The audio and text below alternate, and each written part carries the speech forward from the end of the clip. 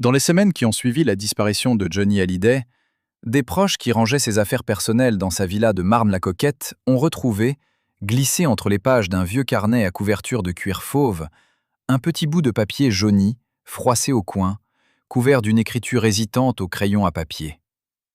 Ce n'était pas une liste de chansons, pas un titre de propriété, pas un message secret destiné à ses enfants. C'était une recette. Une recette de pot-au-feu, griffonnée à la va-vite, avec des annotations dans les marges, des corrections, des ratures, comme si l'auteur avait voulu corriger quelque chose d'essentiel, quelque chose d'irremplaçable. Ceux qui ont vu ce bout de papier ont reconnu l'écriture. C'était celle de Johnny lui-même, et les mots qu'il avait ajoutés dans les marges, en lettres minuscules et tremblantes, disaient simplement « Comme maman faisait, à Paris, quand j'avais faim ». Ce carnet n'a jamais été montré au grand public. Pendant des années, personne n'en a parlé.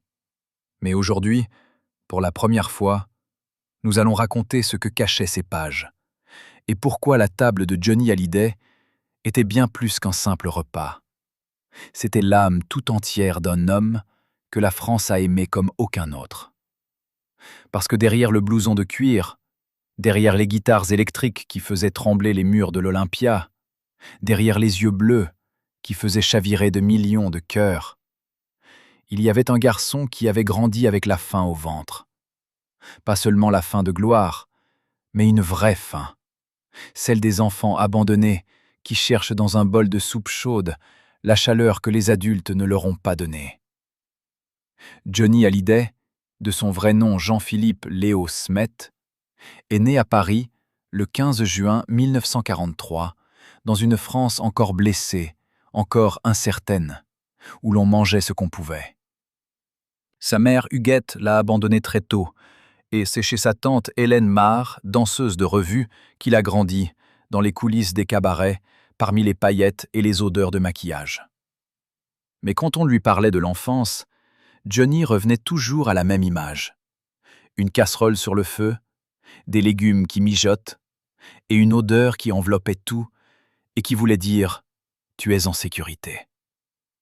Il disait, dans l'une de ses rares interviews intimes accordées à un magazine culinaire parisien dans les années 90, « Le pot-au-feu, c'est ma Madeleine à moi.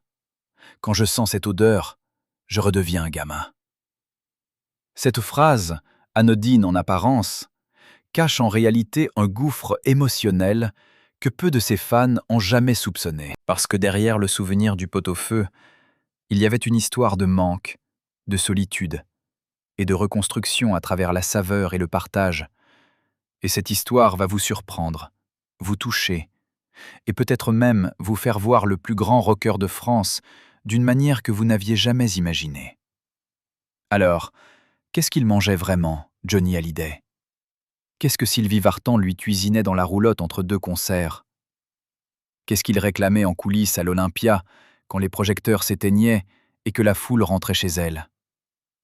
Ce voyage culinaire va traverser 60 ans de yéyé, de rock, d'amour et de France profonde. Et il commence, comme toutes les grandes histoires, par un simple pot-au-feu. Il faut d'abord comprendre ce que signifiait la nourriture pour un enfant comme Johnny, un enfant dont le destin aurait pu s'écrire tout autrement si une tante généreuse n'avait pas ouvert sa porte et sa cuisine. Hélène Marr vivait dans un appartement modeste du 9e arrondissement de Paris, entourée de costumes de scène et de photographies encadrées, et elle cuisinait comme cuisinaient les femmes de sa génération, avec le peu qu'elle avait, mais avec tout son cœur. Le pot-au-feu qu'elle préparait pour le petit Jean-Philippe n'était pas un plat de chef étoilé, c'était un plat de survie et d'amour, construit sur des os de bœuf achetés chez le boucher du coin, sur des carottes que l'on épluchait en chantant, sur des poireaux que l'on lavait à grande eau dans l'évier de faïence blanche. La recette était simple, comme toutes les recettes qui traversent les générations sans jamais vieillir. On commençait par plonger le bœuf, paleron, gîte ou macreuse, selon ce que le marché offrait ce jour-là, dans une grande marmite d'eau froide avec du gros sel. On portait lentement à ébullition, on écumait patiemment cette mousse grise qui monte au début et qui effraie les cuisiniers débutants, puis on laissait frémir à feu doux pendant 2 heures, avant même d'ajouter les légumes. C'est là tout le secret du pot-au-feu selon Hélène. La patience. Les carottes, de bonnes carottes bien orangées, coupées en tronçons généreux, arrivaient en premier, suivies des navets, du céleri rave, des poireaux soigneusement ficelés pour ne pas qu'ils se défassent dans le bouillon, et de quelques pommes de terre à chair ferme, qui absorbaient la saveur de tout le reste. On ajoutait un bouquet garni, quelques grains de poivre noir, un clou de girofle piqué dans un oignon brûlé à la flamme, pour donner cette couleur dorée au bouillon qui signalait, à l'odeur seule, que le repas était presque prêt. Johnny, des décennies plus tard, reconnaissait parfaitement cette odeur. Il la reconnaissait dans les bistrots de campagne, dans les brasseries parisiennes qui osaient encore inscrire le pot-au-feu à l'ardoise du mardi, et chaque fois qu'il la sentait, il s'arrêtait, fermait les yeux une seconde, et quelque chose se détendait dans ce visage d'habitude taillé dans le roc. Ces musiciens, ceux qui l'avaient accompagné pendant les tournées des années 70 et 80, racontent qu'il suffisait de passer devant un bon restaurant qui mijotait un pot-au-feu pour que Johnny ralentisse le pas, renifle l'air avec un sourire en coin et dise « C'est ça la France ». Ce n'était pas une posture, pas un discours marketing sur l'identité nationale. C'était viscéral, profondément vrai. Johnny Hallyday avait été nourri de ce plat dans les moments les plus vulnérables de son enfance. Et cette vulnérabilité-là, il la portait comme une armure secrète, invisible de l'extérieur, mais présente à chaque bouchée, à chaque souvenir olfactif qui surgissait sans prévenir au détour d'une rue. Car voilà ce que peu de gens savent. Le garçon qui allait devenir le dieu du rock français n'a pas grandi dans l'opulence ni dans la sécurité. Il a grandi dans l'instabilité permanente des milieux du spectacle, où les fins de mois étaient parfois difficiles et où la table mise représentait une promesse tenue, un ancrage dans le réel, une preuve que quelqu'un pensait à vous. Et cette blessure originelle, ce manque de stabilité, ce besoin de racines que rien ni personne ne pouvait complètement combler, elle allait suivre Johnny toute sa vie, se manifester dans ses choix, dans ses amours, dans la façon qu'il avait de s'entourer de gens qui cuisinaient pour lui, de femmes qui savaient recevoir et nourrir. Mais on y reviendra. Pour l'heure, restons dans cette cuisine du 9e arrondissement, au-dessus de laquelle montait la vapeur parfumée du pot-au-feu d'Hélène Marre. Et imaginons ce petit garçon aux yeux trop grands pour son visage, assis à table, les joues rosies par la chaleur, qui mange avec cette concentration absolue de ceux qui savent, quelque part au fond d'eux-mêmes, que cette douceur-là est fragile et précieuse. La tradition voulait que le pot-au-feu soit servi en 2 temps. D'abord le bouillon, brûlant et parfumé, versé sur des tranches de pain grillé frotté à l'ail, avec de la fleur de sel sur le côté et un pot de cornichons sur la table. Parce qu'un pot-au-feu sans cornichons, selon Hélène, c'était comme une chanson sans refrain. Puis venait la viande, tendre à se défaire sous la fourchette, entourée de ses légumes confits dans le bouillon, avec de la moutarde à l'ancienne dans un petit pot en grès et du gros sel de mer dans une coupelle en faïence. Johnny se souviendrait toute sa vie de ce cérémonial, de cette façon qu'avait sa tante de servir le plat avec des gestes précis et amoureux, comme si chaque assiette était une déclaration d'affection. Et n'est-ce pas exactement cela que l'on retrouve dans sa carrière, dans sa façon de chanter et de se donner à son public? Cette générosité totale, ce besoin de nourrir les autres, de les rassasier d'émotions, de leur donner jusqu'à la dernière goutte de son énergie, comme Hélène lui donnait jusqu'au dernier légume du fond de la marmite. Mais justement, cette générosité sans limite avait un prix que Johnny allait commencer à payer très tôt, bien avant que la gloire ne transforme sa vie en quelque chose d'immense et d'incontrôlable. Alors, comment un garçon nourri de pot-au-feu modeste dans un appartement parisien est-il devenu le roi du steak frites aux 4 coins de la France en tournée? Et qui était vraiment à ses côtés quand il faisait lui-même sa cuisine, loin des regards? Imaginez une roulotte garée sur un parking de province, quelque part entre Lyon et Bordeaux, en 1965 ou 66. Une de ces nuits de tournée où les kilomètres s'accumulent et où la fatigue creuse des sillons dans les visages même les plus jeunes. À l'intérieur de cette roulotte, sous une ampoule nue qui se balance légèrement, il y a une plaque électrique de feu, une poêle en fonte noire, et Johnny Hallyday en maillot de corps qui fait frire un steak. L'odeur de la viande saisie se répand dans l'espace confiné, se mélange aux effluves de tabac froid et d'essence de la route, et quelqu'un frappe doucement à la porte. C'est Sylvie, les cheveux encore lâchés du spectacle, qui entre avec un sac en papier brun contenant les pommes de terre achetées à l'épicerie du bourg voisin. Ce tableau intime des musiciens et des techniciens de la tournée des années 60 l'ont décrit à plusieurs reprises, dans des livres de souvenirs, dans des interviews accordées des années plus tard à des journalistes spécialisés dans l'ère yéyé. Johnny Hallyday et Sylvie Vartan formaient à cette époque le couple le plus célèbre de France. Deux étoiles qui s'étaient trouvées sur les plateaux de télévision et sur les scènes des salles de spectacle, deux jeunes gens éblouissants, dont la romance faisait la couverture des magazines chaque semaine. Mais entre deux concerts, entre deux séances de photographie et deux interviews, il y avait cette vie ordinaire, ces moments simples où la star devenait un homme, et où l'homme faisait cuire son dîner avec les mêmes gestes maladroits et concentrés que n'importe quel Français de son âge. Le steak frites de Johnny, c'était une affaire sérieuse. Ses proches racontent qu'il avait des exigences très précises sur la cuisson de la viande. Saignant, toujours saignant, à peine saisi des deux côtés, dans une poêle très chaude, avec un filet d'huile et un bon morceau de beurre qui mousse et caramélise au contact de la fonte brûlante. Le secret, selon ce qu'il expliquait lui-même à quiconque voulait l'entendre, c'était de ne jamais appuyer sur la viande avec la spatule. Tu la laisses tranquille, tu la laisses vivre, et elle te rend ça au centuple. Une philosophie de la cuisine qui ressemblait étrangement à sa philosophie de la scène. L'abandon total, la confiance dans l'instant, le refus de contrôler ce qui doit juste être ressenti. Pour les frites, il avait deux méthodes selon les circonstances. En roulotte, avec les moyens du bord, on faisait des pommes de terre sautées à la poêle, des dés généreux d'une variété à chair ferme, comme la charlotte ou la rate, que l'on faisait revenir longuement dans du saindoux ou dans de l'huile de tournesol, jusqu'à ce qu'ils soient dorés et croustillants dehors, fondant dedans. Mais dans les cuisines des hôtels, ou chez des amis, là où l'on disposait d'une friteuse, ils réclamaient des frites taillées à la main, épaisses, plongées 2 fois dans la friture. Une première fois à basse température pour cuire la chair, une deuxième fois à haute température pour obtenir cette croûte craquante et blonde qui est la signature des meilleures frites de bistrot français. L'ail et le persil plat finement ciselés, ajoutés en fin de cuisson sur les frites encore fumantes, c'était la touche personnelle de Johnny, celle qui transformait un plat simple en quelque chose de signature. Il écrasait les gousses d'ail avec le plat du couteau, les hachait grossièrement, les jetait dans la poêle quelques secondes avant de couper le feu.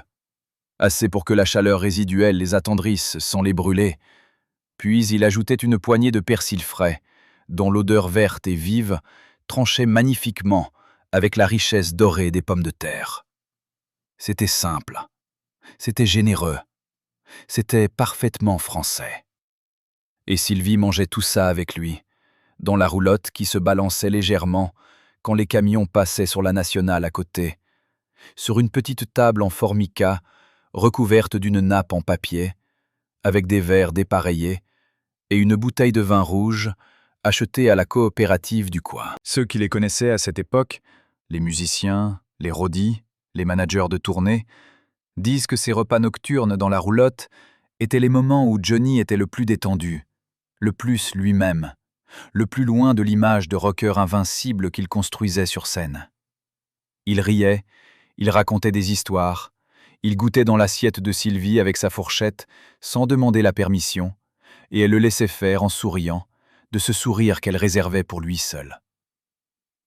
Mais derrière cette image idyllique du couple parfait qui partage son steak frites dans une roulotte de tournée, il y avait déjà les premières tensions, les premières failles dans le vernis de la perfection. Car Johnny Hallyday était un homme impossible à satisfaire complètement, Un homme que la scène rassasiait sans jamais vraiment nourrir. Un homme qui cherchait dans chaque repas, dans chaque femme, dans chaque amitié, la chaleur de ce pot-au-feu de l'enfance qu'on ne retrouve jamais deux fois de la même façon. Et Sylvie, aussi éblouissante et aimante qu'elle fut, allait découvrir très vite que partager la table de Johnny Hallyday, c'était aussi partager ses absences, ses tourments, et cette flamme intérieure qui le consumait aussi sûrement qu'elle illuminait ses concerts. Mais qu'est-ce qui se passait vraiment quand Sylvie prenait les rênes de la cuisine pour faire plaisir à celui qu'elle aimait, et quel plat avait le pouvoir de le ramener, lui le dieu de la scène, à la douceur d'un homme ordinaire assis à la table familiale? Il existe, dans les archives privées d'un vieux producteur parisien qui a travaillé avec Johnny Hallyday au début des années 60, un document que bien peu de personnes ont eu entre les mains. Un document qui a changé la trajectoire de toute une carrière et qui révèle, si l'on sait lire entre les lignes, à quel point la vie de Johnny était encadrée, organisée et parfois contrainte par des intérêts qui dépassaient largement ses propres désirs.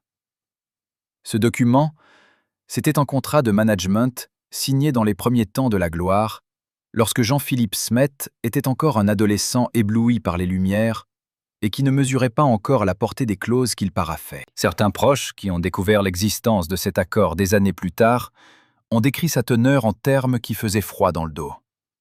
Une clause en particulier aurait stipulé, selon certains proches qui ont eu connaissance de cet accord des années plus tard, que l'image publique de Johnny, ses déclarations, ses apparitions, et même certains aspects de ses habitudes personnelles rendues publiques, devaient être validés par son label avant d'être diffusés. Ce n'était pas exceptionnel pour l'époque, dans cette industrie du spectacle des années 60, où les stars étaient des produits que l'on fabriquait et que l'on protégeait comme des investissements.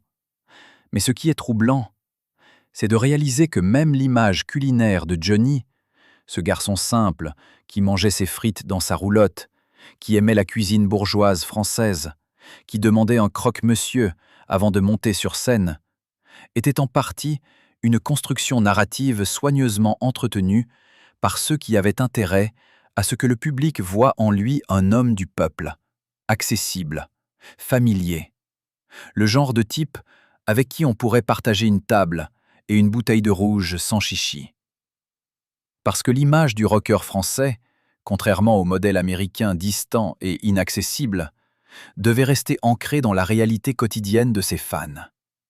Il devait être la star que monsieur et madame tout-le-monde auraient pu inviter à dîner un dimanche. Et pourtant, la réalité était plus complexe. Car si Johnny aimait sincèrement la cuisine simple, le pot-au-feu, le steak frites, la blanquette de veau qui lui rappelait les dimanches d'une enfance reconstituée, il vivait aussi, très vite, dans un monde où les dîners se prenaient dans des restaurants étoilés, où les producteurs réglaient les additions sans que personne ne regarde les prix, où le champagne remplaçait le vin de coopérative. Ce contraste entre l'homme qu'il était au fond de lui-même et l'existence dorée que la gloire lui imposait, c'est là que se jouait quelque chose d'essentiel dans la psychologie de Johnny Hallyday. Et c'est là que la cuisine devenait un acte presque subversif, une façon de retrouver ce qu'aucun contrat, aucun manager, aucune clause ne pouvait lui enlever. Le goût du vrai, du simple, du familial. Sylvie Vartan avait parfaitement compris cela. Elle, qui avait grandi en Bulgarie avant d'arriver en France, elle qui avait elle-même connu le déracinement et la construction d'une identité dans un pays étranger, elle savait que la cuisine est un langage qui dit ce que les mots ne savent pas dire. Et le plat qu'elle préparait pour Johnny, quand elle voulait lui faire un vrai cadeau, quand elle voulait qu'il sente autour de la table cette chaleur domestique qu'il avait cherchée toute son enfance, c'était le coq au vin. Ce monument de la cuisine bourgeoise française qui demande du temps, de la patience et un amour tranquille qu'on ne brusque pas. La recette de Sylvie, telle que ses proches l'ont décrite, était fidèle à la tradition tout en portant sa signature personnelle. Elle commençait la veille en faisant mariner les morceaux de coq, ou plus souvent de poulet fermier, plus accessible en tournée mais tout aussi délicieux, dans une bonne bouteille de Bourgogne rouge, avec des carottes en rondelles, des oignons, une tête d'ail en chemise, du thym et du laurier, laissant le tout reposer toute la nuit pour que la chair s'imprègne lentement du vin et des aromates. Le lendemain, elle égouttait les morceaux, les épongeait soigneusement et les faisait dorer dans une cocotte en fonte avec du beurre et de l'huile, obtenant cette belle coloration brune et caramélisée qui est la base de toute la saveur du plat. Elle ajoutait ensuite la marinade filtrée, de la crème de cassis pour adoucir l'acidité du vin, des lardons revenus séparément, des champignons de Paris et des petits oignons grelots glacés au beurre, et la cocotte partait au four pour 2 heures, le temps que tout s'unifie, que les saveurs se marient et que la sauce réduise en ce nappage sombre et brillant, légèrement sucré, profondément savoureux, qui est la signature d'un coq au vin réussi. David, leur fils aîné, a raconté bien plus tard que ces repas-là, quand Sylvie cuisinait le coq au vin et que Johnny était à la maison, vraiment là, pas en tournée, pas épuisé, pas distrait par 1000 obligations professionnelles, étaient des moments d'une intensité particulière, où son père devenait quelqu'un d'autre, quelqu'un de plus calme et de plus présent, quelqu'un qui goûtait la sauce et fermait les yeux avec un soupir de satisfaction sincère, quelqu'un qui ressemblait, 1 heure ou 2, à ce père de famille ordinaire qu'il n'avait jamais tout à fait réussi à être complètement. La table, chez les Hallyday Vartan, était ce territoire neutre où la star s'effaçait et où l'homme reprenait ses droits. Mais ces moments de paix autour du coq au vin de Sylvie n'allaient pas durer. Il y avait ce contrat, ces obligations, ce monde de l'industrie du spectacle qui réclamait Johnny en permanence, qui voulait l'exposer, le tourner, l'exploiter, dans le bon sens du terme, mais aussi dans des sens moins nobles parfois. Lui faire signer des accords dont il ne comprenait pas toujours toutes les implications. Il y avait aussi, autour de lui, des figures amies, dont certaines avaient des agendas plus complexes qu'il n'y paraissait. Des gens qui partageaient sa table, qui riaient à ses blagues, qui semblaient n'avoir d'autre désir que son bonheur, mais dont la présence dans sa vie posait des questions. Et l'une de ces figures, l'une de ces présences qui allait marquer durablement les années 60 et 70 dans l'entourage de Johnny, avait justement pour habitude d'organiser ces grandes tablées festives où le fromage fondu coulait à flots et où l'amitié semblait absolue et indéfectible, jusqu'au jour où elle ne le fut plus.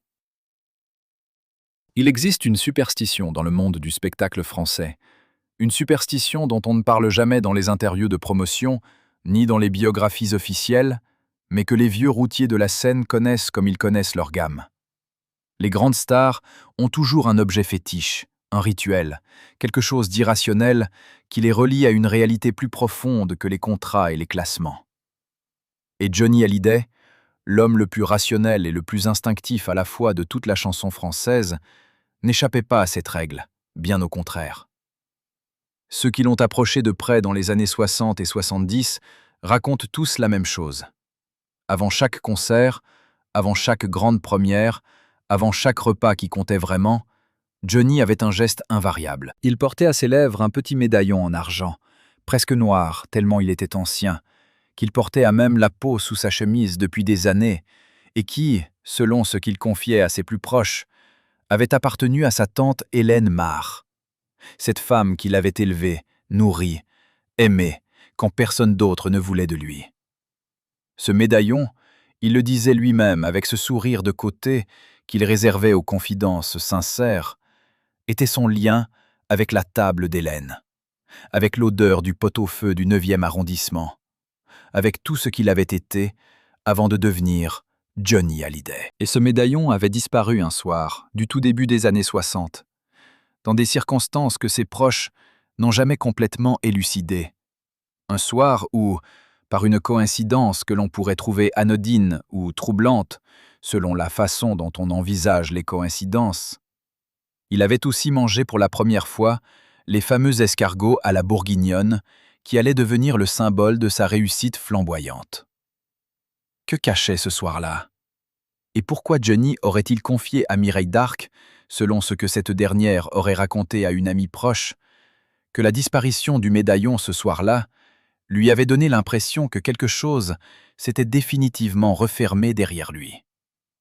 Pour comprendre ce soir-là, Il faut comprendre ce que représentait Cannes au milieu des années 60 pour un jeune rocker français qui avait goûté à la gloire, mais qui n'en avait pas encore savouré l'ivresse complète. Cannes, c'était le symbole absolu de la réussite à la française. La Croisette avec ses palmiers et ses hôtels au blanc immaculé, les voitures de sport garées en double fil devant les terrasses, les femmes en robe du soir qui descendaient des escaliers comme si elles descendaient d'un autre monde, et les restaurants où l'on commandait sans regarder les prix, parce que regarder les prix, à Cannes, était la marque la plus impardonnable du manque de classe. Johnny avait été invité à un dîner professionnel dans l'un de ces établissements qui bordaient la Croisette. Une de ces tables où les producteurs et les directeurs artistiques scellaient des accords autour de menus en français pointu et de vins dont le millésime se récitait comme un poème. C'était la première fois qu'il voyait des escargots à la bourguignonne, servis dans ces petites coupelles en porcelaine, creusées de 12 cavités, avec cette pince en argent qui permettait de saisir la coquille, et cette petite fourchette à 2 dents qui allait chercher le mollusque tapi au fond. Johnny, le garçon du 9e arrondissement, l'enfant des coulisses de cabaret, celui qui avait grandi avec les plats mijotés de sa tante, avait regardé l'assiette avec une hésitation que ses voisins de table auraient pu prendre pour de la méfiance, mais qui était en réalité quelque chose de plus complexe. Une conscience aiguë qu'il franchissait un seuil, qu'il entrait dans un territoire nouveau, que cet escargot tout petit dans sa coupelle représentait une version de lui-même qu'il n'avait pas encore tout à fait rencontrée. La recette des escargots à la bourguignonne, dans sa version classique, est d'une simplicité presque trompeuse. On prend des escargots, de Bourgogne de préférence, ces Helix pomatia qui sont les rois de l'espèce. Ces escargots que l'on récoltait autrefois dans les vignes après la pluie et que l'on préparait selon des rituels précis avant de les glisser dans leur coquille. Le beurre d'ail et de persil qui les accompagne, que l'on appelle le beurre à la bourguignonne ou beurre maître d'hôtel selon les régions, est un mélange que l'on prépare en malaxant à température ambiante un beurre de grande qualité avec de l'ail très finement écrasé, 2 ou 3 gousses pour 100 g de beurre, selon la générosité que l'on veut donner au plat, du persil plat haché avec minutie, une pincée de sel et de poivre blanc, et parfois une touche d'échalote revenue doucement dans un peu de vin blanc jusqu'à ce qu'elle devienne translucide et sucrée. Ce beurre, on l'introduit dans la coquille avec une petite cuillère, on pose l'escargot par-dessus, on referme avec encore un peu de beurre, et l'on enfourne les coupelles au four très chaud pour 6 à 8 minutes, juste le temps que le beurre bouillonne et que l'ail commence à dorer légèrement sur les bords. Ce soir-là, à Cannes, quand le garçon de table avait posé la coupelle devant Johnny et que l'odeur de l'ail et du beurre fondu s'était répandue autour de lui comme un parfum de Provence chauffé au soleil, quelque chose s'était passé dans ce regard bleu, habituellement si difficile à déchiffrer.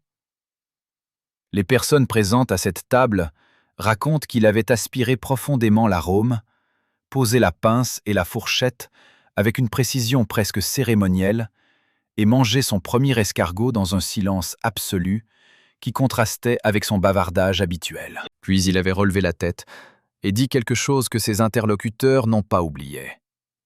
C'est exactement l'ail que mettait Hélène dans ses pommes de terre sautées.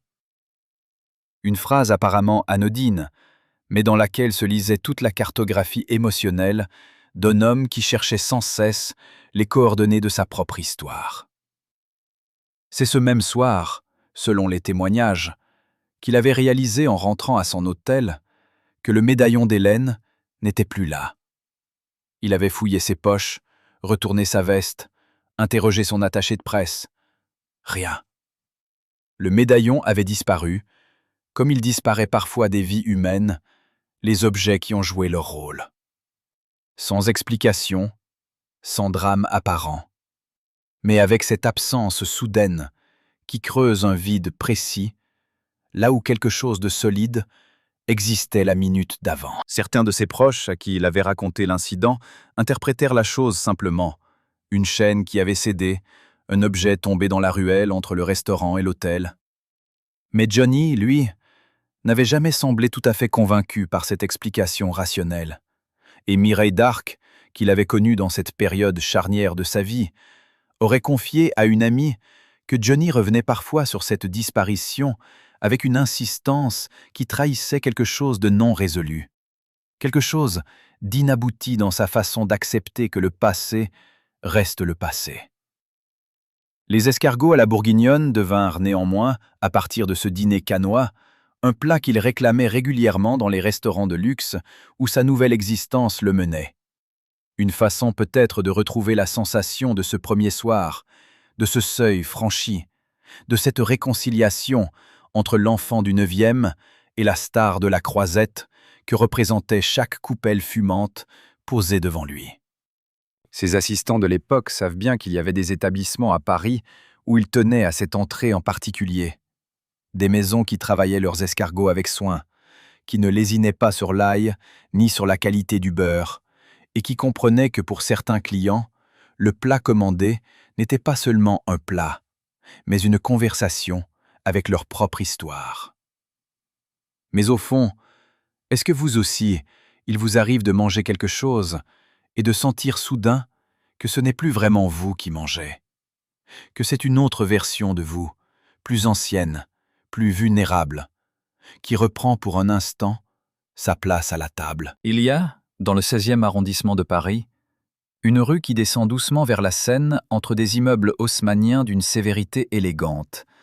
Une de ces rues où les concierges connaissent encore leurs locataires par leur prénom, où les boulangeries ferment à l'heure qui leur convient, et où les rideaux des appartements du premier étage tamisent une lumière chaude le soir qui donne l'impression que les gens qui vivent là ont résolu des équations que le reste du monde cherche encore. Dans l'un de ces immeubles, son nom et son adresse précise n'ont jamais été divulgués par ses proches, et il y a là-dedans une pudeur que l'on doit respecter. Johnny Hallyday louait dans les années 70 un appartement dont l'existence était connue d'un cercle très restreint de personnes. Un appartement qui n'apparaissait dans aucune biographie officielle, dont aucun photographe n'avait jamais forcé la porte, et dont la fonction dans la vie de Johnny était quelque chose que ses proches ont mis du temps à formuler clairement, comme si mettre des mots dessus risquait de briser quelque chose de fragile et de nécessaire. Ce n'était pas une garçonnière au sens scandaleux du terme. Les proches qui l'ont mentionné insistent là-dessus avec une cohérence qui force la crédibilité. C'était plutôt ce que l'on pourrait appeler un refuge de la vraie vie. Un endroit où Johnny n'était pas Johnny, mais Jean-Philippe. Un endroit dont la cuisine, une vraie cuisine équipée, contrairement aux espaces fonctionnels et anonymes de la plupart de ses autres résidences, avait été meublée et organisée avec un soin particulier, comme si la pièce qui comptait le plus dans cet appartement discret était précisément celle où l'on mangeait. Les rideaux épais de ce salon en faisaient un cocon, coupé du bruit de la ville et des exigences du monde extérieur. Et les personnes qui y avaient été invitées, rares, choisies avec soin, jamais les gens du monde du spectacle, décrivent toutes la même atmosphère. Une chaleur, une lenteur, une façon de s'asseoir à table, comme si le temps avait décidé de coopérer enfin. C'est dans cet appartement que l'on cuisinait le magret de canard à l'orange, ce plat qui n'était pas encore totalement entré dans les mœurs culinaires parisiennes au début des années 70, qui sentait encore le voyage, le sud, la découverte, et qui avait cette noblesse rustique propre à la cuisine du sud-ouest français dont Johnny s'était épris lors de ses tournées dans la région de Toulouse et du Périgord. Charles Aznavour, qui partageait avec Johnny une amitié sincère, faite de complicité artistique et de respect mutuel, deux hommes que la scène avait construits différemment, mais qui se reconnaissaient dans ce que l'autre représentait, lui avait fait goûter ce plat lors d'une tournée commune dans le sud-ouest au début des années 80. Dans une de ces auberges de bord de route où la patronne posait le magret sur la table avec la fierté tranquille de quelqu'un qui sait pertinemment ce qu'il fait. Le magret de canard, pour ceux qui ne le connaissent pas encore, est le filet de poitrine d'un canard gras. Un canard que l'on a élevé pour le foie gras et dont la chair, gorgée d'une graisse intramusculaire fine et savoureuse, n'a rien à voir avec celle d'un canard ordinaire. La peau, striée en quadrillage au couteau avec une précision de chirurgien, et saisit côté peau en premier dans une poêle froide, sans matière grasse, car la graisse du canard elle-même suffit largement, et fondra en une nappe dorée et parfumée qui permettra à la viande de cuire dans son propre jus. On cuit lentement, en inclinant la poêle pour arroser la viande de sa propre graisse, jusqu'à ce que la peau soit d'un brun doré et craquant, qui fait ce bruit caractéristique sous le couteau. Puis on retourne, et l'on finit la cuisson côté chair quelques minutes seulement. Le magret doit rester rosé, presque rouge au centre, comme un bon steak. Car la surcuisson lui fait perdre toute sa substance et toute sa générosité. La sauce à l'orange, dans la version qui se préparait dans cet appartement du 16e, était une réduction de jus d'orange pressé à la main. Plusieurs oranges de belle taille, de préférence celles aux peaux fines, qui donnent un jus plus parfumé et moins amer, avec un peu de vinaigre de xérès pour apporter une acidité contrebalançant le sucré du fruit, une cuillerée de miel de lavande qui épaississait légèrement la sauce tout en lui donnant un parfum floral délicat, et le jus de cuisson du canard déglacé avec un verre de sauterne. Ce vin blanc liquoreux du Bordelais, dont la richesse et la complexité aromatique se mariaient avec la sauce de façon quasi miraculeuse, apportant ses notes de fruits confits et d'abricots qui transformaient une sauce simple en quelque chose d'inoubliable. On zestait une orange au-dessus de la sauce en fin de cuisson, ces petits rubans de zeste libérant leurs huiles essentielles dans la chaleur, et l'on posait le magret tranché en biais sur une assiette chaude, nappée généreusement. Ce que les rares personnes invitées à partager ces repas dans l'appartement du 16e ont retenu, c'est moins la recette elle-même que l'atmosphère dans laquelle elle se déployait. Johnny qui coupait lui-même les oranges, concentré, précis, loin de toute agitation, la veste abandonnée sur la chaise, les manches retroussées, une cigarette en équilibre sur le bord d'un cendrier que personne n'avait pensé à déplacer. C'est dans ces moments-là, disent-ils, qu'il parlait vraiment. Non pas de sa carrière ni de ses prochains projets, mais de choses profondes et tranquilles, de l'odeur de la garrigue dans la Camargue en été, du goût des pêches que l'on mange au-dessus de l'évier parce qu'elles sont trop juteuses pour une assiette, de Charles Aznavour, qui lui avait dit un jour dans cette auberge toulousaine que la seule vraie façon de comprendre un pays, c'est de manger ce qu'il mange quand il n'essaie pas d'impressionner personne. Des mots simples, des mots de table, des mots qui résonnaient différemment venant de l'homme qui remplissait Bercy et dont la seule apparition sur un plateau de télévision déclenchait des crises de larmes dans les foyers de France entière. Cet appartement discret, cette cuisine équipée, ces soirées au magret de canard à l'orange avec un sauterne posé sur la nappe en lin, tout cela représentait une résistance, consciente ou non, à l'image que le monde du spectacle construisait autour de lui. Parce que l'industrie avait besoin d'un Johnny Hallyday flamboyant et incontrôlable, d'un rocker que l'on ne pouvait pas tout à fait domestiquer, d'une légende vivante dont les excès même participaient au mythe. Et Johnny jouait ce rôle avec une conviction absolue, sur scène et dans les magazines. Mais il gardait aussi, soigneusement préservé, ce territoire intime, où la table était le seul décor qui comptait, où l'on pouvait être simplement présent, simplement soi, simplement humain. Et c'est précisément cette dualité, le feu de la scène d'un côté, la paix de la table de l'autre, qui rend sa figure si profondément touchante pour ceux qui l'ont aimé.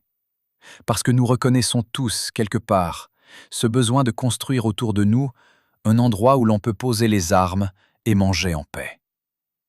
Mais alors, si cet appartement était son refuge, si cette cuisine était son sanctuaire, qu'est-ce que cela nous dit sur ce qu'il cherchait dans les grands restaurants et les grandes soirées? Et pourquoi le tout Paris des années 70 murmurait-il, dans certains cercles bien informés, que l'amitié entre Johnny et les figures les plus colorées de son époque avait parfois un prix que personne ne voulait vraiment calculer? Voilà maintenant ce que peu de gens savent sur les fameux dîners de raclette, ces soirées organisées par Claude François dans son appartement du 16e ou dans les loges de l'Olympia après les répétitions, ces tablés qui rassemblaient le gratin de la chanson française yéyé autour d'un appareil à raclette imposant dont la résistance rougeoyante chauffait les fromages du Valais jusqu'à ce qu'ils coulent en nappes crémeuses sur les pommes de terre en robe des champs.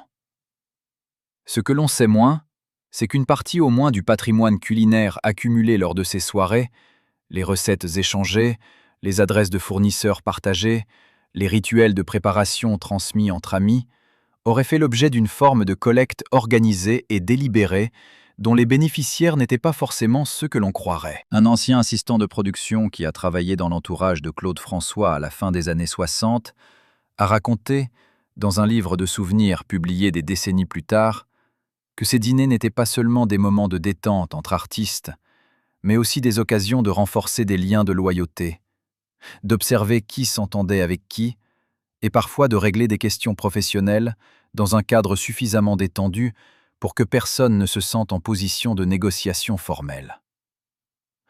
Claude François avait un talent particulier pour créer cette atmosphère. Il était, de l'avis de tous ceux qui l'ont connu, un hôte d'une générosité spectaculaire et d'une efficacité redoutable pour mettre les gens à l'aise. La raclette servie lors de ces soirées n'était pas n'importe quelle raclette. Il faisait venir le fromage directement de Suisse, de producteurs qu'il avait identifiés lors de tournées helvétiques. Un fromage à raclette de Bagne, aux arômes complexes de noisettes et de foin séché, totalement différent des versions industrielles que l'on commençait à trouver dans les grandes surfaces parisiennes. Les pommes de terre étaient des rattes du Touquet, cuites dans leur peau à l'eau salée, jusqu'à ce que leur chair soit fondante et que leur peau, légèrement ridée, se pèle d'un seul geste entre les doigts. La charcuterie, jambon cuit de qualité, viande des grisons taillée en tranches papier fin, rosette de lion coupée à la main, était disposée sur des planches en bois d'olivier que Claude avait rapportées d'un voyage en Provence. Johnny adorait ces soirées, avec une sincérité que personne ne pouvait feindre. Il aimait le côté convivial, ce rituel collectif de tendre son assiette pour recevoir le fromage fondu que l'on raclait directement du dessous de l'appareil chauffant, ce partage autour d'une table encombrée et joyeuse, ce mélange des voix et des rires dans une pièce rendue chaude par l'accumulation des corps et des fondus. Mireille d'Arc, qui participait à nombre de ces soirées, avait confié à ses proches que Johnny, lors de ces moments-là, ressemblait à un grand enfant réconcilié avec le monde. Il se resservait plusieurs fois, il plaisantait avec les techniciens et les musiciens sans hiérarchie ni distance. Il était le premier à proposer d'ouvrir une bouteille supplémentaire et le dernier à vouloir que la soirée se termine. France Gall, quand elle se joignait à ces tablés à la fin des années 60, avant que sa propre carrière ne l'emporte vers d'autres horizons, se souvient de la façon dont Johnny expliquait avec un sérieux tout à fait comique la bonne technique pour ne pas perdre sa pomme de terre en route entre l'assiette de fromage fondu et la sienne.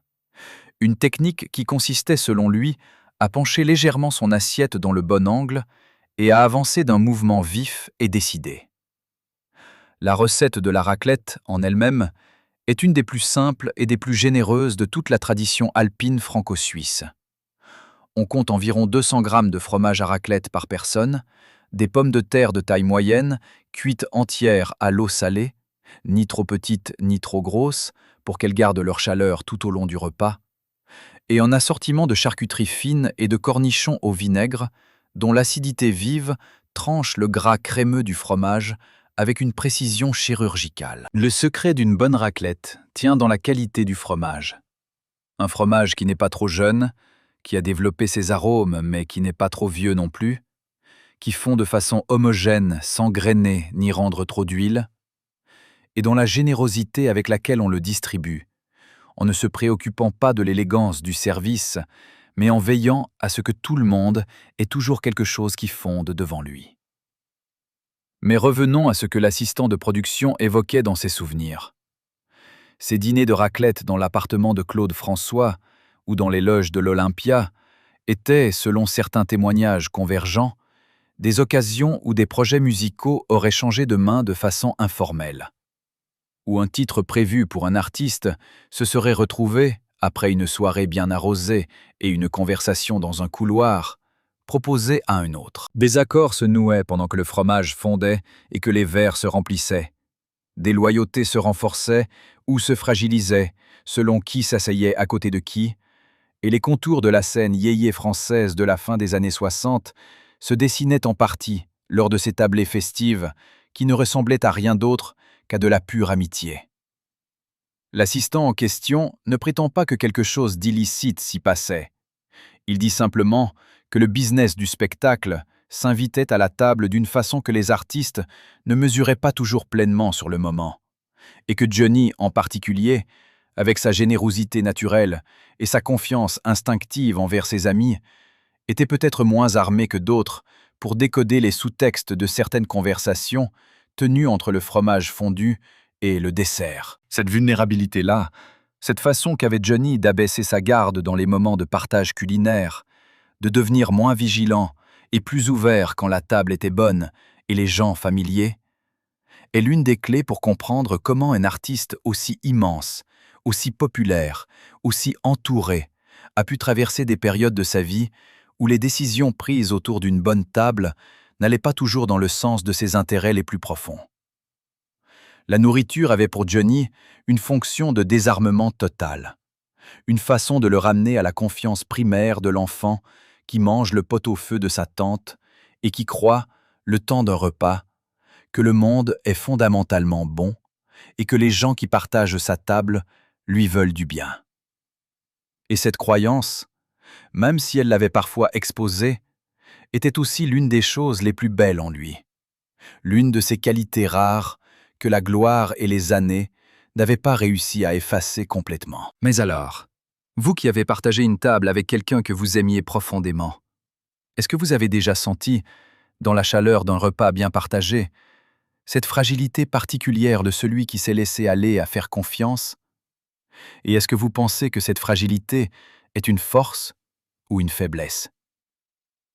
Il y a des vérités que les médecins gardent pour eux, des vérités que les managers enferment dans des tiroirs et que les attachés de presse dissolvent dans des communiqués soigneusement rédigés.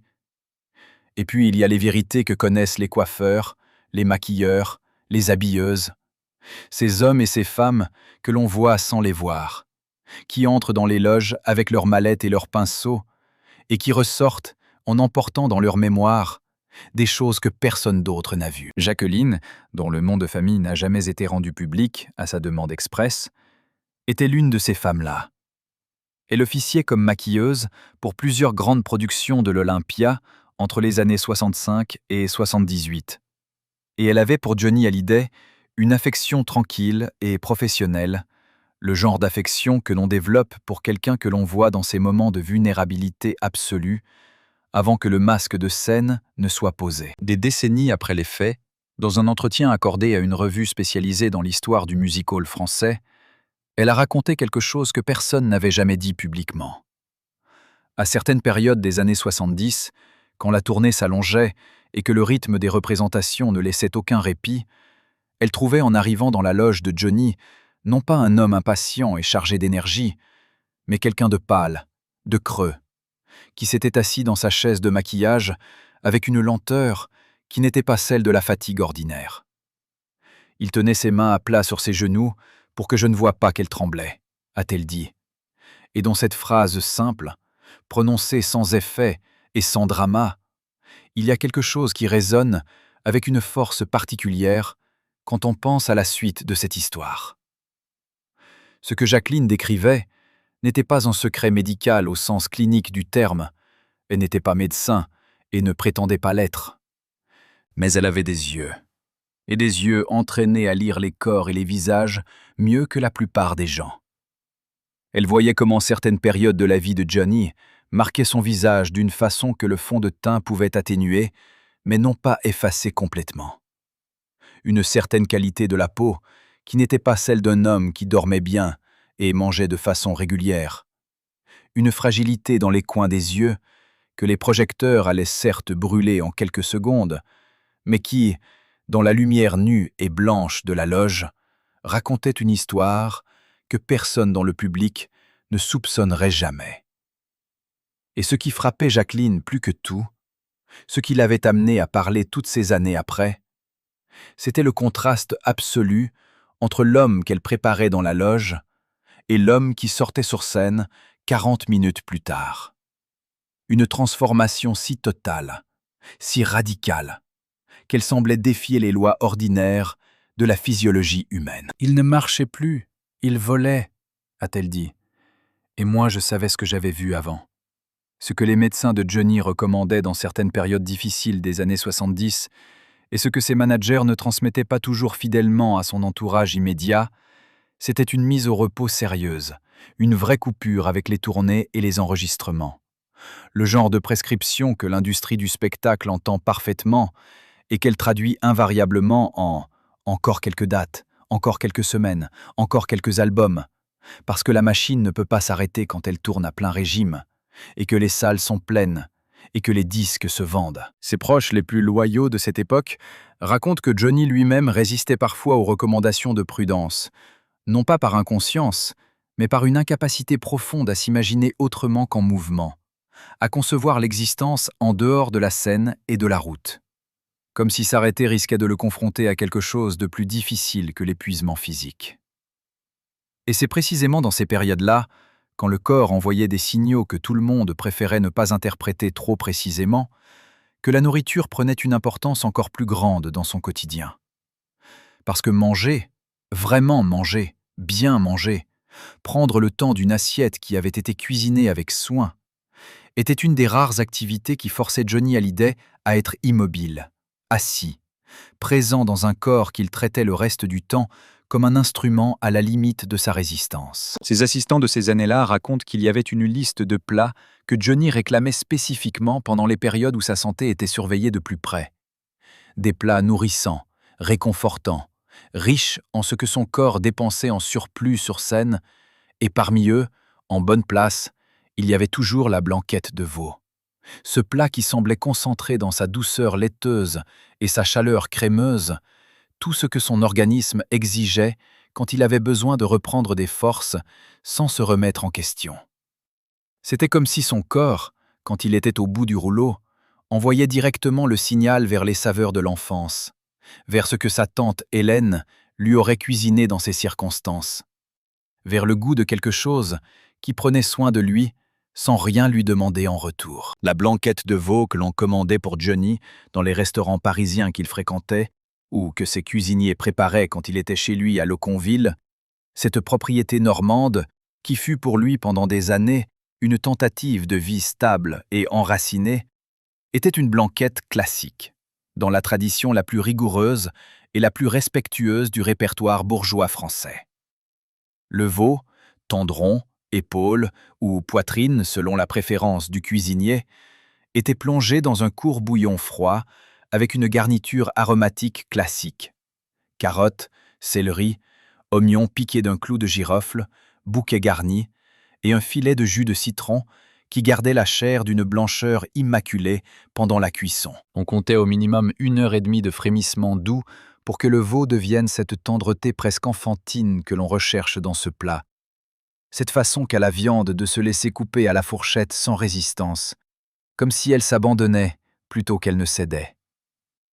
Le velouté qui liait la blanquette était monté séparément, avec un roux blanc, beurre et farine cuits ensemble à feu très doux sans coloration, juste assez pour que la farine perde son goût cru, puis mouillé progressivement avec le bouillon de cuisson filtré, en fouettant sans relâche pour éviter les grumeaux, jusqu'à obtenir une sauce épaisse et veloutée, brillante, qui napperait la cuillère avec cette consistance généreuse et enveloppante que les grands-mères françaises reconnaissent d'instinct. On finissait hors du feu avec un jaune d'œuf battu avec de la crème fraîche épaisse, la liaison finale qui donnait à la sauce sa richesse définitive et sa couleur ivoire caractéristique, une pointe de muscade râpée, un filet de jus de citron pour l'acidité, et les champignons de Paris qu'on avait fait suer séparément au beurre avec quelques gouttes de citron pour les garder blancs et fermes.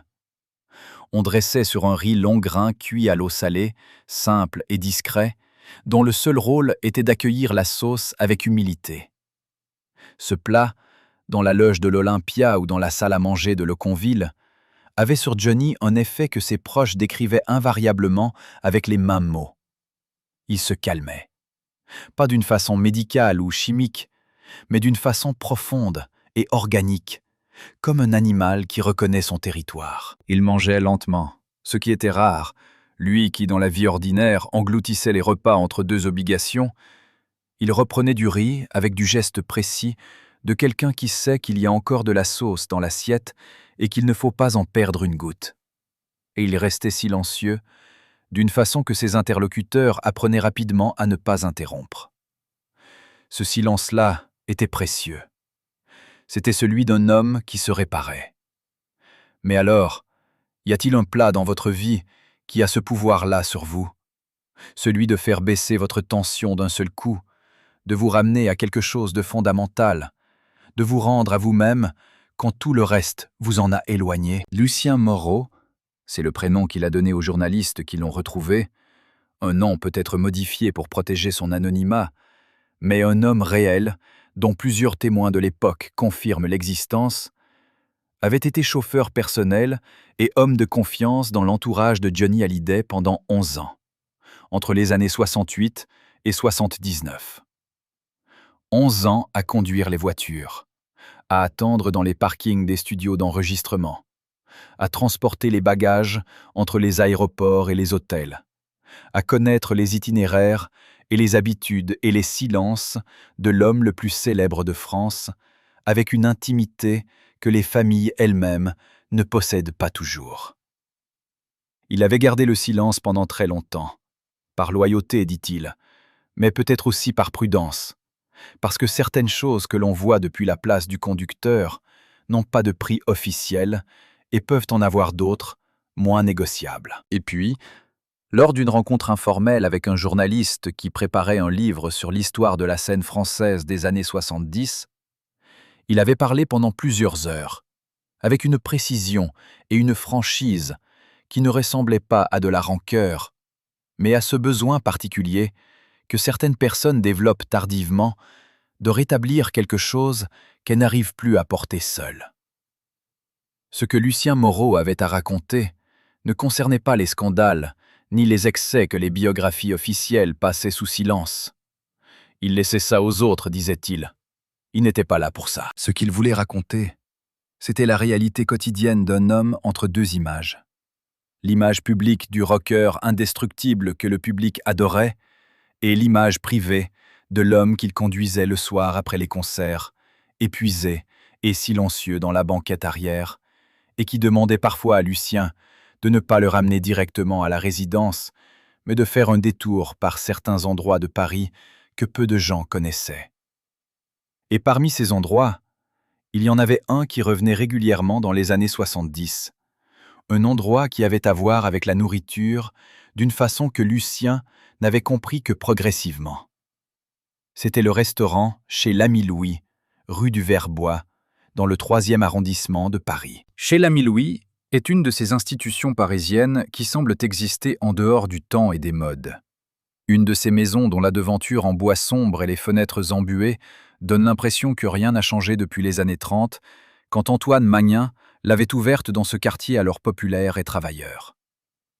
Les nappes en toile blanche légèrement empesées, les tables en bois massif, les banquettes en cuir cramoisi usé, les portions généreuses jusqu'à l'indécence, tout dans ce restaurant disait que l'on était là pour manger vraiment, pas pour se montrer, pas pour photographier son assiette, pas pour nommer des chefs ou décoder des influences gastronomiques. On était là pour la viande, pour le foie de veau que Magnin avait rendu célèbre dans toute la France culinaire, pour ce foie tranché épais, jamais moins de 2 doigts d'épaisseur, saisi à feu vif dans du beurre mousseux jusqu'à ce qu'il soit doré dehors et encore rosé dedans, avec cette sauce aux herbes ciselées qui saisissait au col quiconque avait la chance de la sentir de près.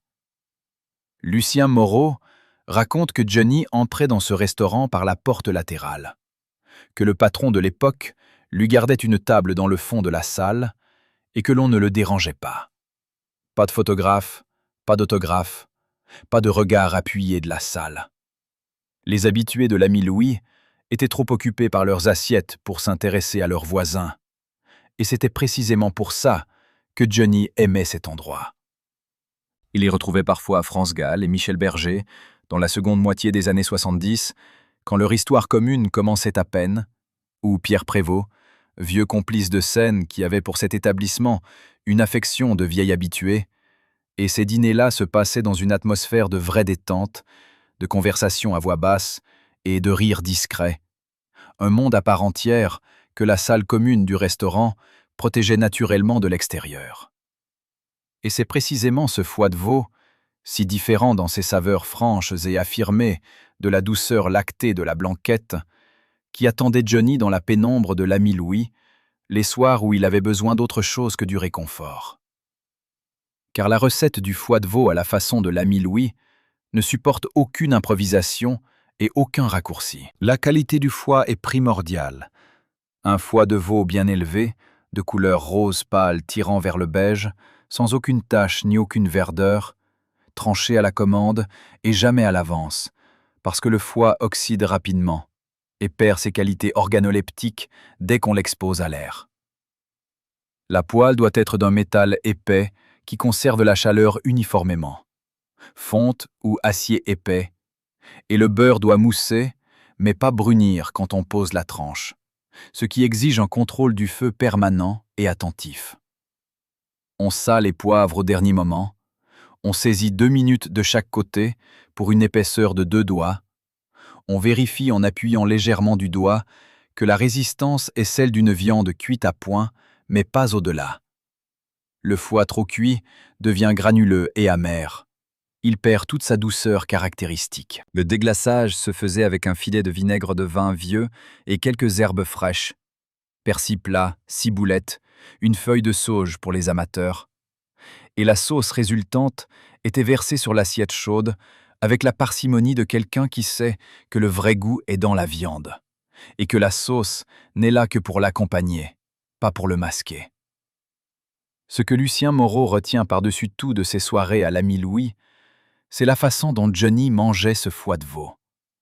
Avec une concentration totale, sans parler, en coupant des morceaux précis et en les portant à sa bouche avec un soin presque méditatif, en posant son couteau et sa fourchette entre les bouchées comme un homme qui veut que le repas dure, qui veut rester dans cette salle, à cette table, le plus longtemps possible. Comme si ce restaurant représentait quelque chose d'insaisissable et de nécessaire, un endroit où l'on n'attendait rien de lui, où son seul devoir était de manger bien et d'être là, présent, dans le seul sens du terme qui ne demandait aucune performance.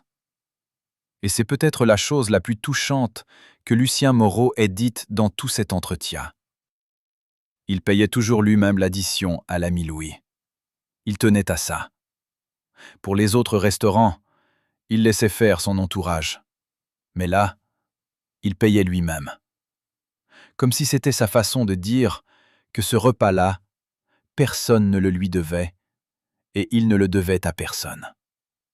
C'était juste à lui. Mais Lucien Moreau avait aussi quelque chose d'autre à raconter.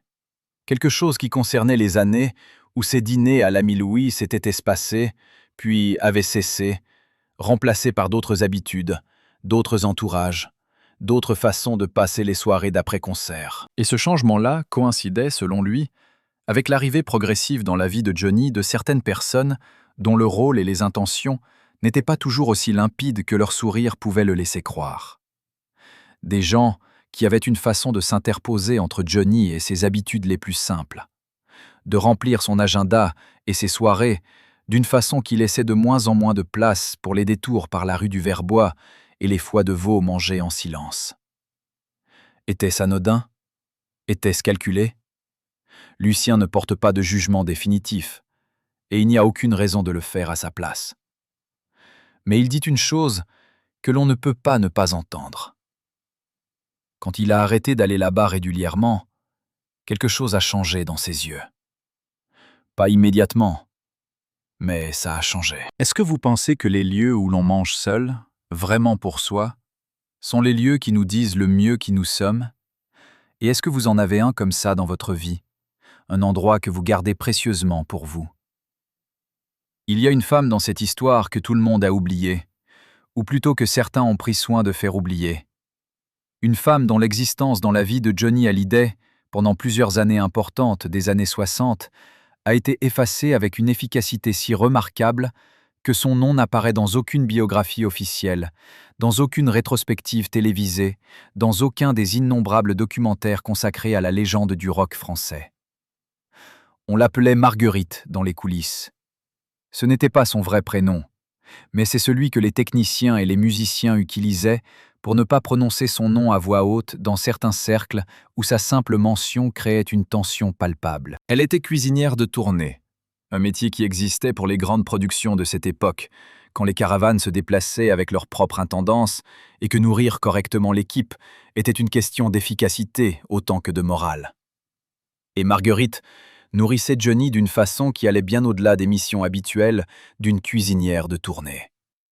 Elle avait commencé à travailler pour lui au début des années 65, recommandée par un chef de production qui l'avait connu dans d'autres tournées et qui jurait par son talent pour maintenir la cohésion d'une équipe épuisée avec les seuls outils dont elle disposait.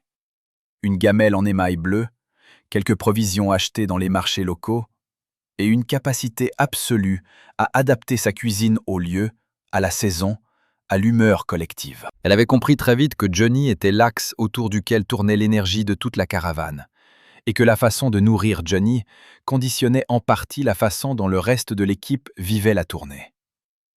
Alors elle avait fait une chose simple et radicale. Elle avait appris à connaître ses goûts avec la précision d'un cartographe, et elle avait transformé cette connaissance en une forme d'attention permanente, discrète et efficace, qui ne demandait aucune reconnaissance et n'attendait aucun remerciement. Ce que Marguerite avait compris, et qui différenciait son approche de celle de n'importe quel cuisinier professionnel, c'est que Johnny ne mangeait pas seulement pour se nourrir.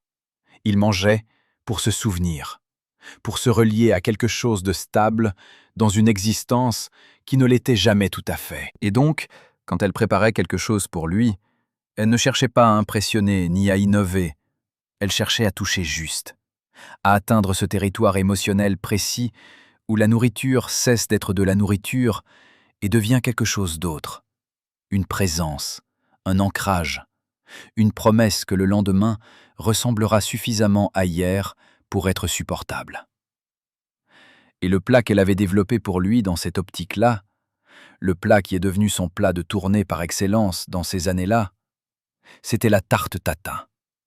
Ce dessert renversé et caramélisé que l'on sert chaud avec une cuillerée de crème fraîche épaisse et dont la préparation dans les conditions précaires d'une cuisine de tournée tenait du tour de force tranquille. La tarte tatin, selon la légende, inventée par accident par les sœurs Tatin à La Motte-Beuvron à la fin du XIXe siècle, quand l'une d'elles aurait posé les pommes directement dans le moule beurré et sucré, oublié la pâte et retourné la tarte après cuisson pour rattraper l'oubli, est en réalité un plat qui demande une maîtrise précise du caramel et une connaissance intime de ses pommes.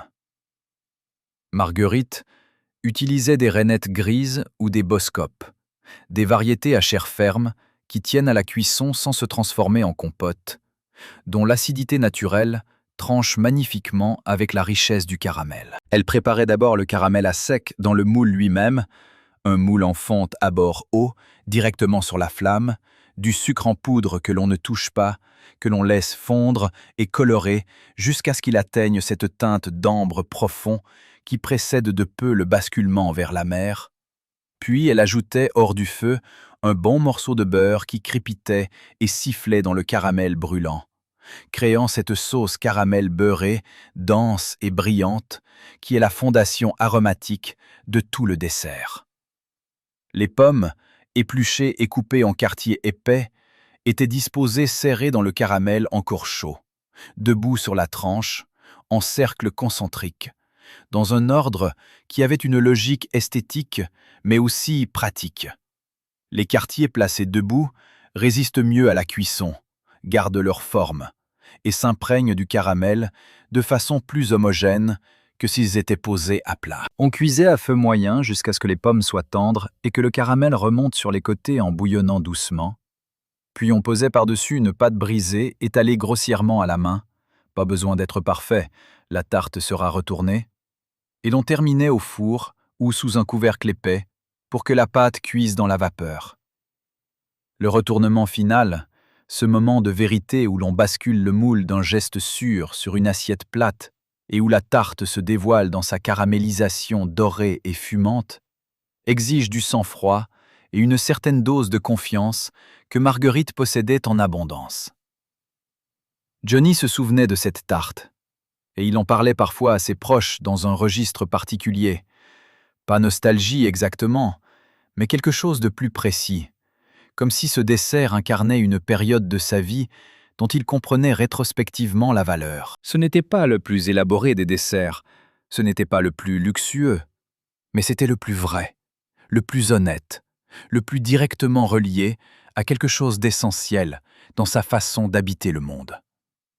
Et il avait partagé la recette de Marguerite, ou du moins ce qu'il en avait retenu, avec les imprécisions et les approximations de quelqu'un qui ne prend pas de notes, mais qui garde les saveurs, avec Gilles et André Sauvy, de vieux amis qu'il avait connus au début de sa carrière, et avec qui il restait lié par cette forme d'amitié qui survit aux années et aux changements, parce qu'elle s'est construite sur du solide, et qui lui avait dit que la recette fonctionnait, que la tarte était aussi bonne que dans son souvenir. Ce qu'il avait, selon eux, touché d'une façon qu'il n'avait pas cherché à cacher. Mais Marguerite avait disparu de la tournée à la fin des années 68, dans des circonstances que personne ne s'est vraiment donné la peine d'expliquer officiellement. Il y avait eu des restructurations dans l'entourage de Johnny, des changements dans l'organisation des tournées, de nouveaux visages qui remplaçaient les anciens, avec cette logique implacable que l'industrie du spectacle applique aux hommes et aux femmes qui la font fonctionner, comme elle l'applique aux décors et aux éclairages. Quand on change de format, on change tout. Certains de ses anciens collègues de tournée, contactés des décennies plus tard, ont exprimé le sentiment que Marguerite n'avait pas vraiment été remerciée, que son départ avait eu quelque chose de brusque et d'injuste, que certains ont eu le sentiment, peut-être infondé, peut-être non, que quelqu'un dans l'organisation avait décidé qu'elle prenait trop de place, qu'elle était devenue trop présente dans le quotidien de Johnny pour le confort de ceux qui, dit-on, préféraient contrôler les accès. Ce n'est peut-être qu'une impression, mais c'est une impression que plusieurs personnes ont eue de façon indépendante, et les impressions convergentes ont parfois la valeur des faits.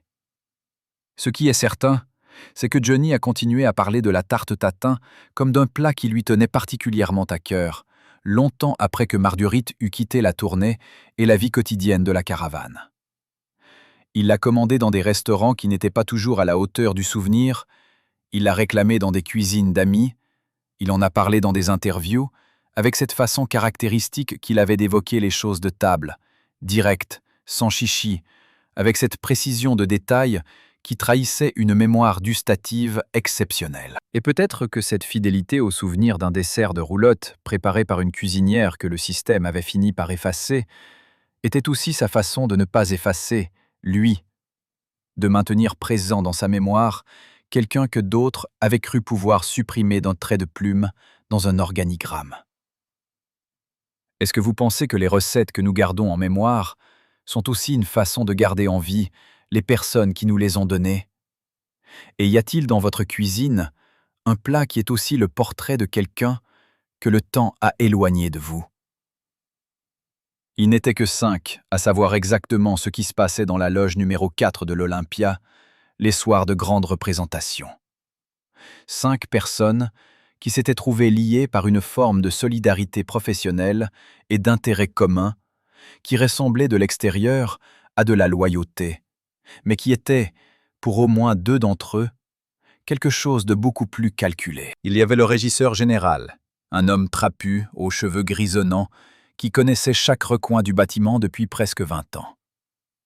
Il y avait l'assistante personnelle de Johnny, qui gérait son agenda avec une précision horlogère et gardait dans sa tête des informations que son employeur lui confiait parfois sans mesurer leur poids. Il y avait le médecin de tournée, discret, professionnel, dont le rôle officiel était de s'assurer que la machine humaine au centre du spectacle pouvait tenir ses engagements. Et il y avait 2 autres personnes, appartenant à la direction artistique et au management financier, dont les noms n'ont jamais été rendus publics et que l'on désignera simplement comme les 2 hommes de la mezzanine. Parce que c'est là, dans cette petite salle de réunion au premier étage de l'Olympia, qu'ils se retrouvaient parfois avant les concerts pour des conversations dont personne d'autre n'avait connaissance. Ce que ces 5 personnes partageaient, c'était une information d'une nature particulière. Ils savaient ce que Johnny réclamait systématiquement dans sa loge avant de monter sur scène, et ils savaient pourquoi. Pas seulement le croque-monsieur dont il était question dans l'organisation technique des concerts, ce croque-monsieur chaud, préparé selon des instructions très précises, que l'on posait sur un coin de la table de maquillage exactement 40 minutes avant le lever de rideau, ni trop tôt pour qu'il refroidisse, ni trop tard pour qu'il ne soit pas avalé dans la précipitation. Non. Il savait aussi dans quel état émotionnel Johnny arrivait dans cette loge. Ce que sa voix disait ou ne disait pas les soirs où quelque chose n'allait pas. Et ils avaient développé ensemble, au fil des années, une grammaire silencieuse de la gestion de Johnny Hallyday avant scène, dont le principe directeur était simple et impitoyable. On ne dérange pas la machine, on la fait tourner. Le croque-monsieur de la loge de l'Olympia était un plat en apparence anodin. Mais dans la réalité de ces soirées de représentation, il avait une fonction précise que l'on comprendrait mal si l'on n'avait pas passé des nuits dans les coulisses d'une grande salle de spectacle.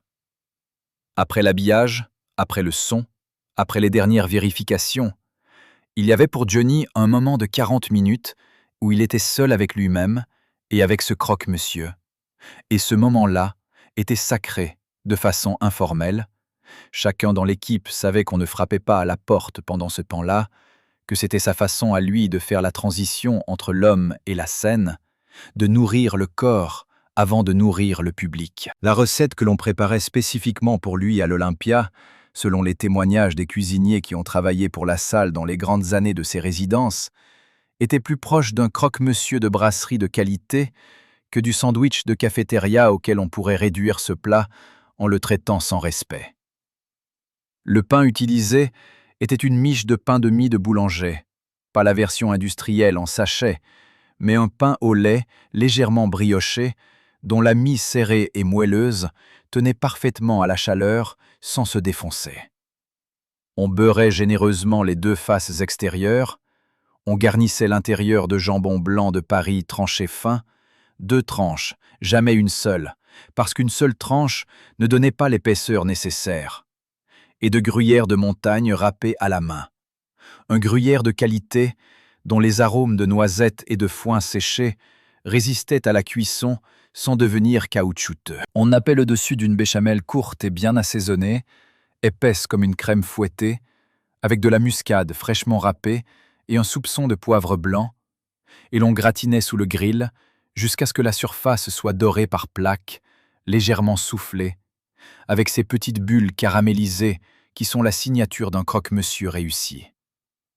Servi chaud, découpé en diagonale pour que la vapeur s'échappe et que la garniture reste en place, accompagné d'un verre d'eau minérale et de rien d'autre, car avant de chanter, Johnny ne buvait pas d'alcool, contrairement à ce que le mythe voulait parfois laisser croire. C'est Coluche qui avait un jour résumé la chose avec la brutalité affectueuse qui était sa marque. Il avait dit, lors d'une de ces soirées de coulisses que les artistes de l'époque partageaient encore avec une liberté que le star system d'aujourd'hui ne permettrait plus, que Johnny, avant un concert, ressemblait à un pilote avant son décollage. Il avait son protocole, il avait ses rituels, et il avait son croque-monsieur.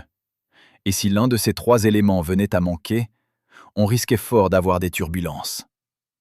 La formule avait fait rire toute la loge ce soir-là, y compris Johnny lui-même, qui avait la qualité rare de pouvoir entendre les vérités dites avec humour sans les mettre sur la défensive.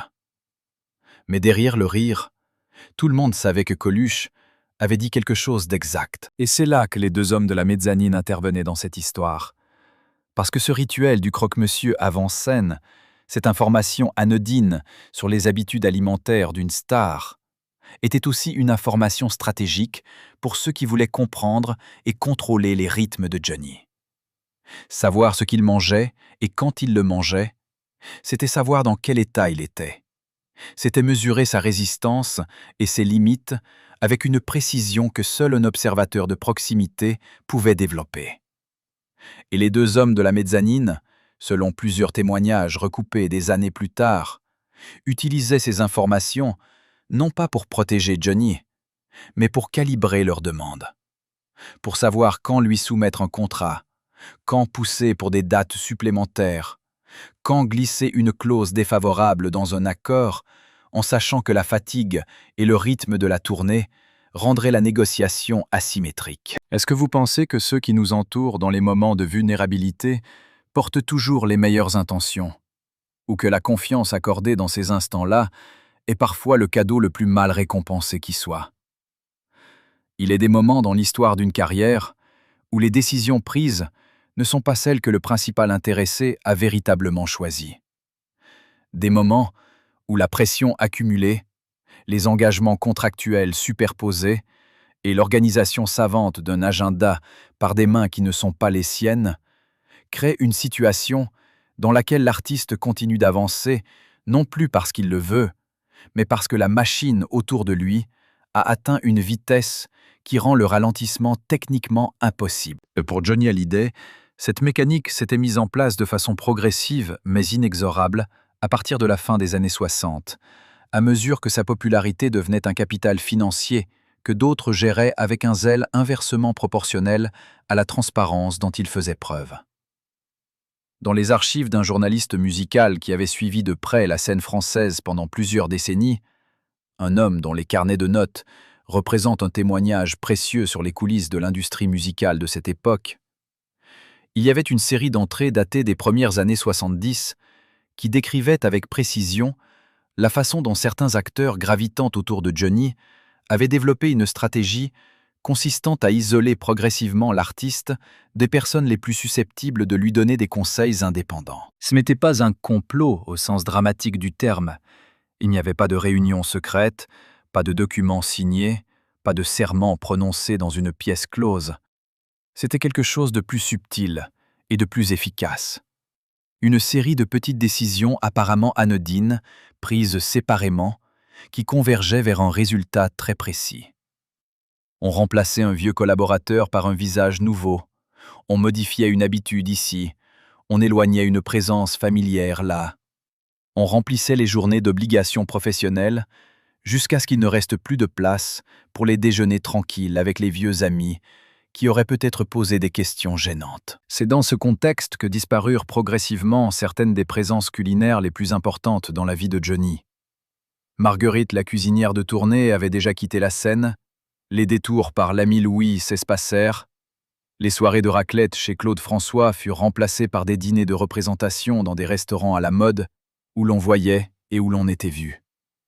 Et les deux hommes de la mezzanine, dont l'un avait développé une technique particulièrement efficace consistant à être présent à chaque repas important de Johnny, à occuper la place à sa droite, à être celui qui commandait pour lui au restaurant avec une familiarité qui n'avait pas été gagnée, mais imposée progressivement, ces deux hommes avaient pris une place dans son quotidien alimentaire qui symbolisait, mieux que n'importe quel document contractuel, leur emprise sur le reste de son existence. La nourriture comme territoire de contrôle.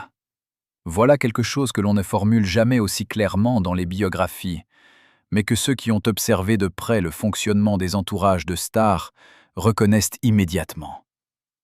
Quand quelqu'un décide pour vous de ce que vous mangerez ce soir, du restaurant où vous irez, de la table que vous occuperez, de la personne qui sera assise en face de vous, il a déjà fait un premier pas dans une direction qui dépasse de loin la simple organisation logistique.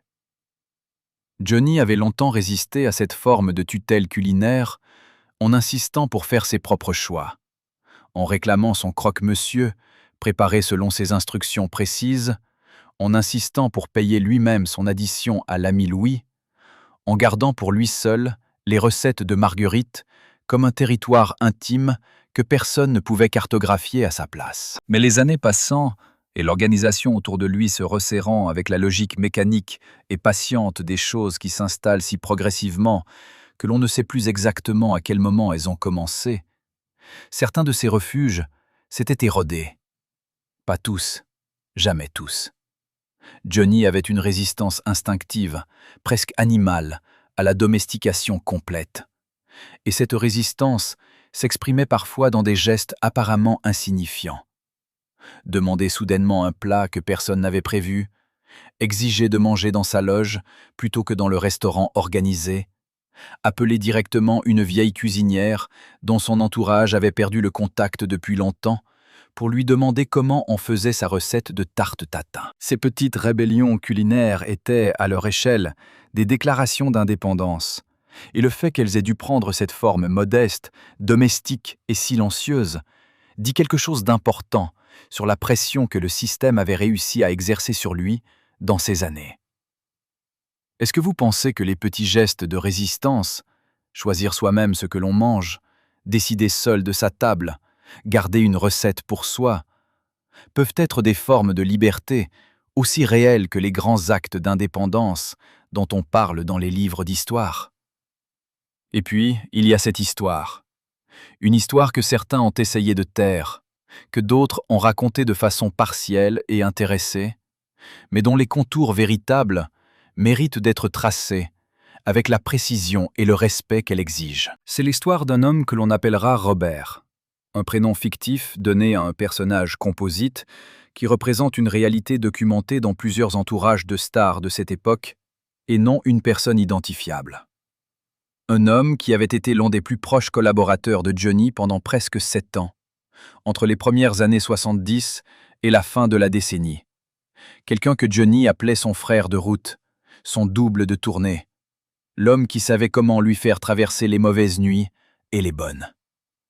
Robert avait commencé comme technicien son, avec ses mains expertes qui entendent ce que les autres n'entendent pas et qui comprennent que la voix d'un chanteur est un instrument aussi délicat qu'une Stradivarius. Il avait progressivement pris de l'importance dans la structure de la tournée, puis dans l'organisation plus large de la vie professionnelle de Johnny, occupant un rôle informel mais réel de confident et de conseiller, quelqu'un à qui l'on pouvait dire les choses sans filtre, parce qu'on lui faisait confiance d'une confiance totale et non vérifiée.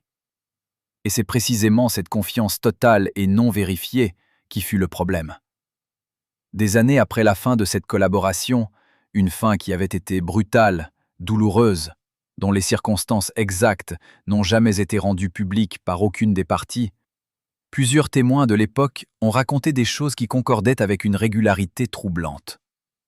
Robert avait développé, dans les dernières années de sa proximité avec Johnny, une habitude de conversation qui allait au-delà de ce que la loyauté professionnelle pouvait justifier. Il parlait. Il parlait à des personnes qui n'auraient pas dû savoir les choses qu'il leur disait. Pas dans un sens dramatique ou criminel. Il ne vendait pas des secrets industriels, ni ne trahissait des informations confidentielles au sens légal du terme. Mais il partageait avec une indiscrétion croissante des détails sur la vie privée de Johnny, ses habitudes, ses faiblesses, ses préférences culinaires et leurs significations émotionnelles, ses moments de vulnérabilité avant-scène, ses territoires intimes, avec des journalistes, avec des producteurs concurrents, avec des personnes dont l'intérêt pour ces informations n'était pas désintéressé. Parmi ce qu'il avait partagé sans scrupule apparent, il y avait des détails sur les rituels alimentaires de Johnny, ces mêmes détails que nous évoquons ici, mais racontés de façon déformée, instrumentalisée, utilisés pour construire une image de fragilité et de dépendance que certains milieux avaient intérêt à diffuser pour affaiblir le pouvoir de négociation de l'artiste. Parce que dans l'industrie du spectacle des années 70, l'image de puissance d'une star était directement liée à sa valeur commerciale. Et une star que l'on montrait comme fragile, comme dépendante de ses rituels et de ses habitudes pour fonctionner, était une star que l'on pouvait plus facilement contraindre à des accords moins favorables. Ce que Robert n'avait pas mesuré, ou peut-être avait-il choisi de ne pas le mesurer, ce qui est une autre question, c'est que ces informations, une fois lâchées, ne lui appartenaient plus. Elles avaient circulé, elles avaient servi des intérêts qu'il n'avait pas tous anticipés, et au bout du compte, elles étaient revenues vers lui sous une forme qui ne lui était pas favorable. Quand Johnny avait appris, et il avait appris, par un canal que ses proches n'ont jamais révélé, avec cette façon directe et sans appel qu'il avait de traiter les trahisons qui dépassaient le niveau de l'inévitable maladresse humaine, la rupture avait été totale. Pas violente dans les formes, parce que Johnny n'était pas un homme de confrontation spectaculaire dans sa vie privée, mais définitive d'une façon qui n'admettait aucune négociation. Robert avait quitté la tournée dans la discrétion que les deux parties s'étaient tacitement accordée, et il avait continué dans le milieu du spectacle, pas dans l'orbite de Johnny, jamais plus, mais dans d'autres sphères où sa réputation de technicien habile suffisait à lui faire trouver du travail. Ceux qui l'ont croisé des années plus tard décrivent un homme qui ne parlait plus du tout de cette période de sa vie, qui détournait la conversation quand les noms de cette époque étaient mentionnés, et dans ce silence tardif, on peut lire, si l'on veut, différentes choses. Du regret, de la honte, ou simplement cette forme d'épuisement que génère le fait de porter longtemps quelque chose que l'on a fait et que l'on ne peut pas défaire. La justice ne s'était pas manifestée de façon spectaculaire, il n'y avait pas eu de procès ni d'éclat public, mais il y avait eu cette rupture nette, cette excision d'un homme de la vie d'un autre.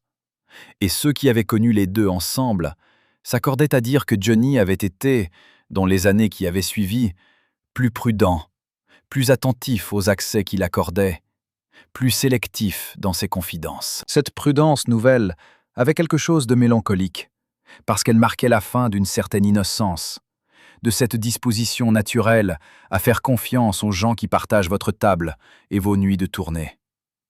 Et cette mélancolie-là, elle s'entendait parfois dans sa voix quand il chantait certains soirs, dans cet espace que les musiciens reconnaissent et qui ne s'enseigne pas. Le creux émotionnel d'un homme qui a appris quelque chose sur les hommes et qui ne peut pas désapprendre. Il est temps maintenant de revenir à la table. À cette table qui a été le fil conducteur de toute cette histoire. Le territoire où Johnny Hallyday a été le plus lui-même, le plus vulnérable et le plus vivant, le plus loin de la légende et le plus près de l'homme. Et pour conclure ce voyage au cœur de ces saveurs secrètes, il faut parler de ce qu'il reste quand les tournées s'arrêtent, quand les loges se vident, quand les grandes salles rendent leur silence aux ouvriers de nuit qui les nettoient. Il faut parler de ce que la nourriture de Johnny Hallyday nous dit sur nous, sur ce que nous avons aimé en lui, sur ce que nous cherchons encore dans les bistrots aux nappes en toile blanche et dans les cuisines qui sentent le beurre doré et le thym du dimanche. Jean-Philippe Smet, parce que c'est lui dont nous parlons au fond, autant que de Johnny Hallyday, a traversé 60 ans de scène française en portant dans sa chair la carte culinaire de son pays avec une fidélité et une sincérité que peu d'artistes de son niveau ont maintenu aussi longtemps. Il y avait dans son rapport à la nourriture quelque chose qui dépassait largement le simple plaisir gastronomique. Il y avait une géographie émotionnelle entière, une façon de naviguer dans le temps et dans la mémoire par la voie des saveurs, une intelligence du corps qui savait ce dont il avait besoin avant même que l'esprit puisse le formuler. Le pot-au-feu d'Hélène Marre pour les soirs de grande tristesse ou de grande fatigue. Le steak frites de la roulotte pour les nuits de complicité simple et vraie. La blanquette de veau pour les moments où le corps réclamait sa douceur fondamentale. Le coq au vin de Sylvie pour les dimanches qui ressemblaient à ce que la famille aurait pu être si la vie avait été moins tourmentée. La raclette des soirées de clan, le foie de veau des dîners secrets, les escargots de la Croisette comme baptême de la réussite, le magret de canard des refuges du 16e, la tarte tatin des cuisinières oubliées, le croque-monsieur des loges comme rite de passage vers la scène. Chacun de ces plats est une strophe d'une chanson que Johnny n'a jamais chantée directement, mais dont les paroles se lisent entre les lignes de toute sa discographie. Une chanson sur l'enfance perdue et retrouvée, sur les femmes qui nourrissent et les hommes qui se laissent nourrir, sur la gloire qui ressemble à une longue faim, jamais tout à fait rassasiée, et sur les petits bonheurs concrets qui sont les seules réponses vraies aux grandes questions abstraites. Parce que la vie de Johnny Hallyday, vue depuis sa table, est finalement l'histoire la plus française qui soit. Celle d'un homme qui a cherché dans la gastronomie de son pays le foyer que son pays réel ne lui avait pas donné, et qu'il a trouvé, imparfaitement mais réellement, dans des assiettes qui sentaient le beurre et le laurier, et la patience de ceux qui cuisinent pour les gens qu'ils aiment. Ce que les générations qui ont grandi avec ses chansons, ceux qui avaient 20 ans quand il en avait 20, qui ont vieilli avec lui, qui ont chanté ses refrains dans les voitures sur les routes de vacances, et les ont appris à leurs enfants comme on transmet un patrimoine.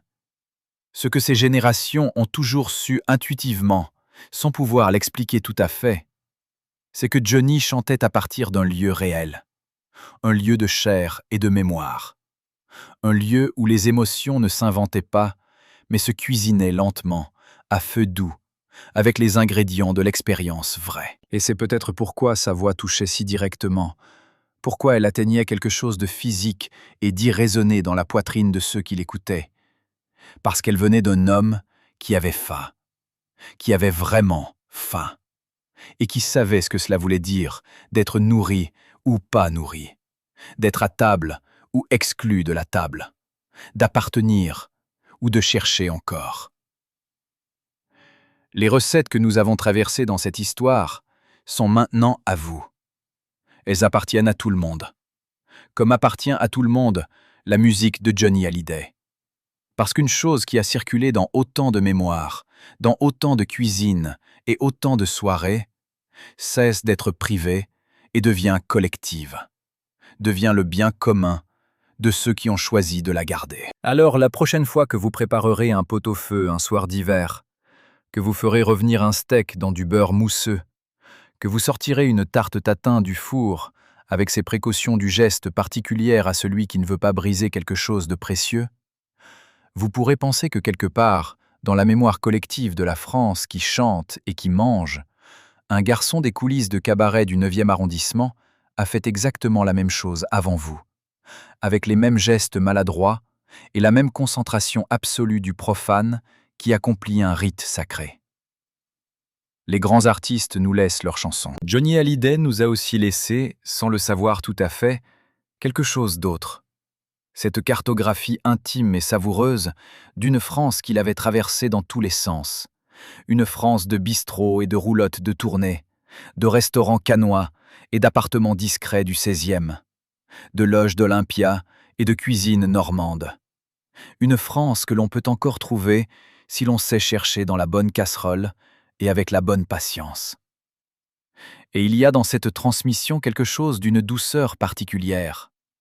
La douceur de ce qui continue, de ce qui ne s'éteint pas avec celui qui l'a créé, de ce qui passe de table en table, comme passe de génération en génération, les recettes que les mères donnent aux filles et que les amis partagent après les spectacles, tard dans la nuit, quand tout le monde a posé ses masques et que la seule chose qui compte est d'être là, ensemble, autour de quelque chose de chaud. Après ce long voyage au cœur des saveurs et des souvenirs de Johnny Hallyday, il reste une question.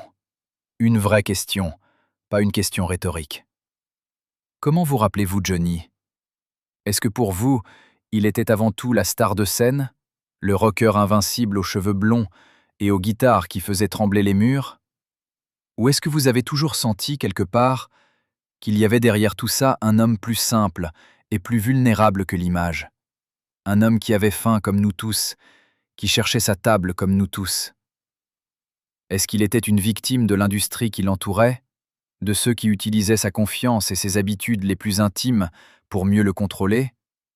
Ou pensez-vous qu'il était lui-même, à sa façon, l'architecte de sa propre légende, capable de résister quand il le voulait vraiment, capable de payer son addition à l'ami Louis quand il tenait à son indépendance? La vérité, comme toujours, est probablement quelque part entre les deux. Dans cet espace complexe et humain, où les grandes figures ne sont jamais entièrement victimes, ni entièrement